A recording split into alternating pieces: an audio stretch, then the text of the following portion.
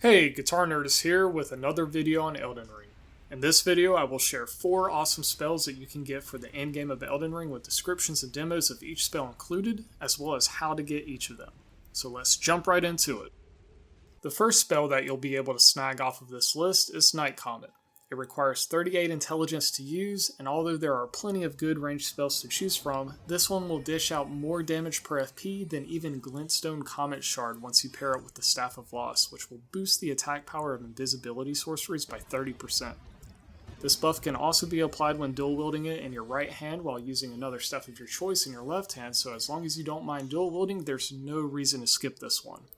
To get it, just head to Celia, the town of sorcery, to find it in a chest in the central section of the town. As a side note, this location is initially sealed by a barrier, but it can be dispelled by lighting a brazier in a nearby tower in the southwest part of the town.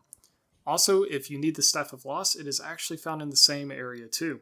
It's just lying on a corpse leaning over a building's balcony, which can be accessed by parkouring the rooftops. Another OP spell to get is the Meteorite of Astel. It does require 55 intelligence, but it can do a crap load of damage on bosses, and just looks awesome as hell. I mean, who wouldn't want to slam a storm of meteorites on top of your enemy's head? The one caveat to this spell is that it isn't necessarily useful for faster moving enemies, but it's great for slow enemies sleeping on the job. Especially when paired with the Cerulean Hidden Tier, so you can continue casting this spell for 15 seconds, assuming they actually even survive for that long. This one is probably the hardest one to get on this list since it's dropped by defeating Astel's Stars of Darkness, which is at the Yellow Annex Tunnel within the Consecrated Snowfield, but it is well worth the effort if you want another good way to one-shot bosses from time to time. If you want one of the 7 legendary spells found in the game, then be sure not to miss out on the Founding Rain of Stars.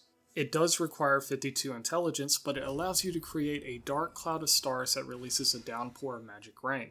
It's one of the most beautiful spell animations in the entire game in my opinion, and it's one of the main reasons why I decided to focus on sorcery for my first playthrough of Elden Ring. You can cast it while in motion, and charging it increases its potency. However, it does not do a lot of damage overall compared to other spells, so it's meant to be used for defensive strategies rather than for offense or DPS. It does have a short range AoE, so it can be more useful when you're outnumbered. So if you use it properly and time it correctly, it may not be a bad option to experiment with for PvP as well. It just takes a good bit of finesse. Even if you're not sold on using it much, I'd still recommend getting it in case they decide to buff it more later on. I mean, it is a legendary spell after all, so who knows? Maybe they'll buff the damage, range, or the stagger effect from the spell at some point. If you're interested, you'll need to find the Heretical Rise in the mountaintops of the Giants, which can be accessed by crossing an invisible bridge starting from the other side of the ravine. Once you find it, just follow the white mist to ensure safe passage. It will start out straight for a little, but you'll need to go left towards the end where it curves upwards towards the tower. Once you're there, just go up to find the spell within a chest. Another great spell you'll definitely want to get is Loretta's Mastery.